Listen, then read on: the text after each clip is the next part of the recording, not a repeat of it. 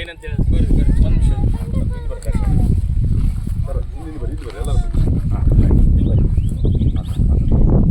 ಸ್ವಲ್ಪ ಜೋರು.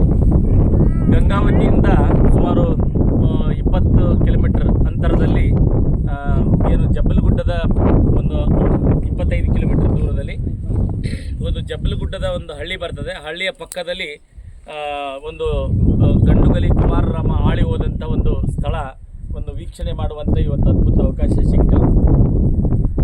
ಅದರಲ್ಲಿ ಜೊತೆಗೆ 13ನೇ ಶತಮಾನದಲ್ಲಿ ಗಂಡುಗಲಿ ಕುಮಾರರಾಮ ಅವರು ಈ ಒಂದು ಸ್ಥಳದಲ್ಲಿ ಆಳಿ ಹೋಗಿದ್ದಾರೆ. ಆಮೇಲೆ ವೀರನೂ ಕೂಡ ವೀರ ಮತ್ತು ಶೂರನೂ ಕೂಡ ಮತ್ತು ಬಲಶಾಲಿಯಾಗಿದ್ದ ಮತ್ತು ಚಾಣಾಕ್ಷ ಆಗಿದ್ದ ಅಂಥ ಒಂದು ಕುಮಾರರಾಮನ ಇತಿಹಾಸವನ್ನು ಮರುಕಳಿಸುವಂಥ ಮತ್ತು ಆತನ ಇತಿಹಾಸದ ಹೇಗೆ ಆಳಿದ ಏನೇನು ಮಾಡಿದೆ ಅನ್ನೋದ್ರ ಬಗ್ಗೆ ಎಲ್ಲ ವಿವರವನ್ನು ಸಂಕ್ಷಿಪ್ತವಾಗಿ ನೀಡಿರುವಂಥ ನಮ್ಮ ರಮೇಶ್ ಅವರು ಭಾಳ ಅದ್ಭುತವಾಗಿ ಆ ಸ್ಥಳದ ಬಗ್ಗೆ ಒಂದು ಮಹತ್ವದ ಬಗ್ಗೆ ತಿಳಿಸಿದ್ದಾರೆ.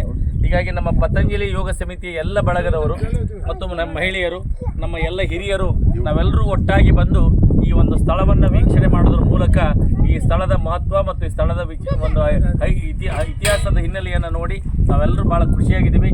ಇಂಥ ಒಂದು ಪ್ರಕೃತಿಯ ಸೌಂದರ್ಯದ ಮಧ್ಯದಲ್ಲಿ ಅನೇಕ ಒಂದು ವಿಶೇಷತೆಯನ್ನು ಇಲ್ಲಿ ನಾವು ನೋಡಿದ್ದೀವಿ. ಅದ್ಭುತವಾದ ಒಂದು ಕೆರೆ ನೋಡಿದ್ವಿ. ಆ ಕೆರೆ ಹೆಂಗಿದೆ ಅಂದರೆ ಆ ನೀರನ್ನು ಕುಡಿದ್ರೆ ಅತಿ ಶುದ್ಧವಾದ ನೀರು ಮತ್ತು ಅನೇಕ ಗಿಡಮೂಲಿಕೆಗಳನ್ನು ಒಳಗೊಂಡಿರ್ತಕ್ಕಂಥ ಆ ನೀರನ್ನು ಕುಡಿದ್ರೆ ಎಷ್ಟು ನಮಗೆ ನಮ್ಮ ದೇಹದ ಶುದ್ಧೀಕರಣ ಆಗೋದ್ರ ಜೊತೆಗೆ ನಮ್ಮ ಹಲವಾರು ವರ್ಷಗಳಿಂದ ನಿರ್ಮಿತವಾಗಿರುವಂಥ ಆ ಕೆರೆಯ ನೀರು ಭಾಳ ಅದ್ಭುತವಾಗಿತ್ತು.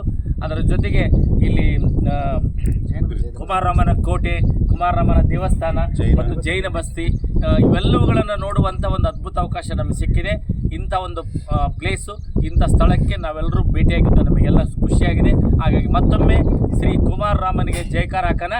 ಗಂಡುಗಲಿ ಶ್ರೀ ಕುಮಾರರಾಮನಿಗೆ, ಗಂಡುಗಲಿ ಶ್ರೀ ಕುಮಾರರಾಮನಿಗೆ, ಪತಂಜಲಿ ಯೋಗ ಸಮಿತಿಗೆ, ಪತಂಜಲಿ ಯೋಗ ಬಳಗಕ್ಕೆ ಧನ್ಯವಾದಗಳು.